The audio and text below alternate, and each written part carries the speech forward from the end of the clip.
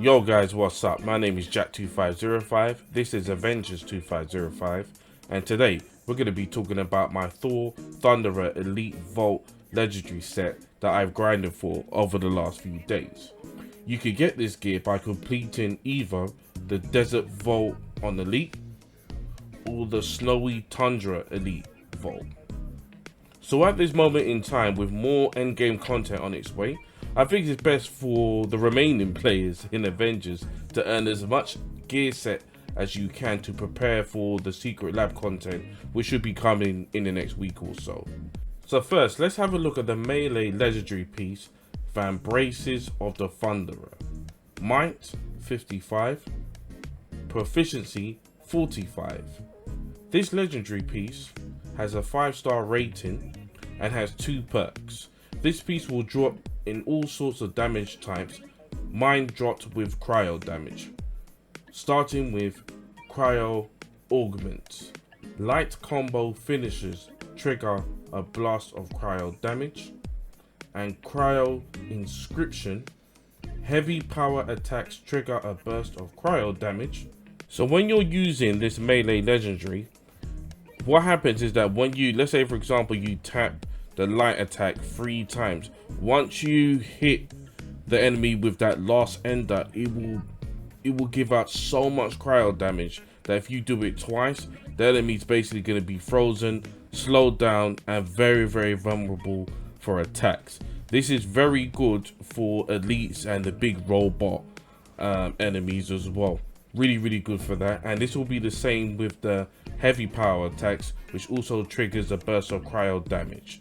So if you use this in sequence by hitting those light combo finishes and the heavy attacks, and once they're slowed down, then you can then start using your Odinson forces.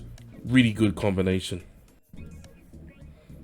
Now let's move on to the ranged piece, Grip of the Thunderer. Proficiency 46, precision 45. This piece dropped with a 5-star rating and has 2 perks. The first perk, Experimental Pin Particle Emitter.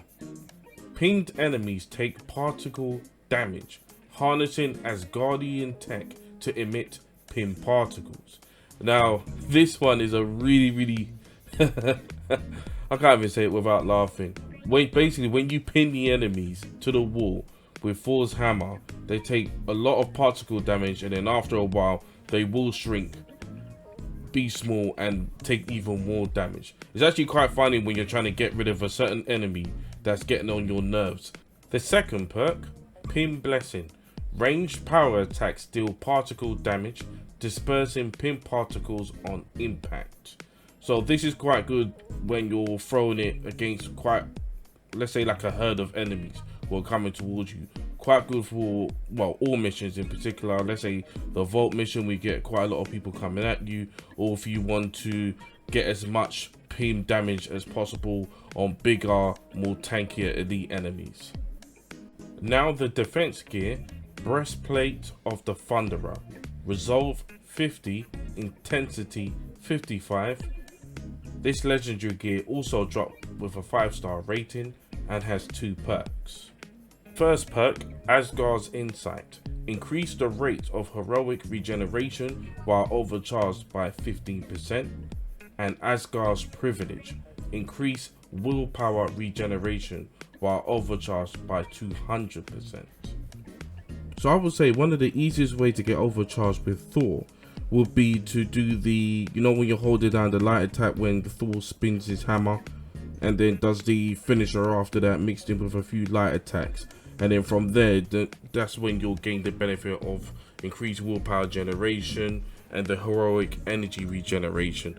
So that's one of the best ways I've found to get overcharged as easy and as quickly as possible with Thor. And the last piece, the heroic gear, Belt of the Thunderer. Might 56, proficiency 49. This also dropped with a 5-star rating and has 2 perks. First perk, Asgard's Dominion. Increases all damage dealt while overcharged by 20%. And lightning Potentiator. Increase the amount of shock damage dealt with any attack by 24%.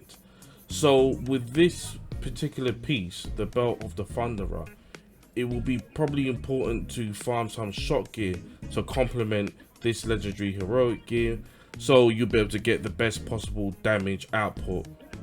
So after farming this gear, it helped me gain a better understanding of Thor, and taking this gear into the last Avenger standing mission or the Mega Hive actually made it easier to deal with the enemies.